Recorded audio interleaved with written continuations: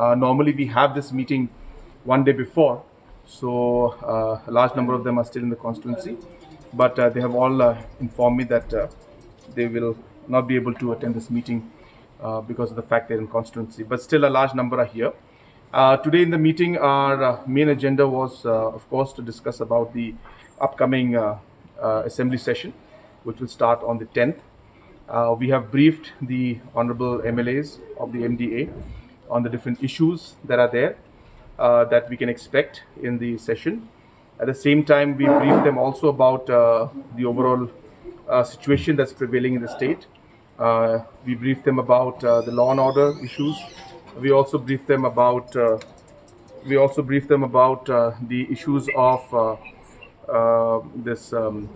the no confidence motion that is being moved against the speaker, and we discussed on how we will be moving forward. The deputy speaker also has briefed everybody regarding the different rules and provisions in regards to that.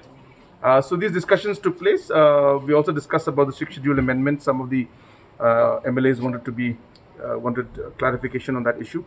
So those have been clarified also to the MLAs. And apart from that, there were certain other issues that the MLAs had raised at the individual level. So those were discussed. So it was mainly, as I said, the entire objective was to bring the MDA partners together to prepare for the upcoming session, which is starting with 10th. Sir,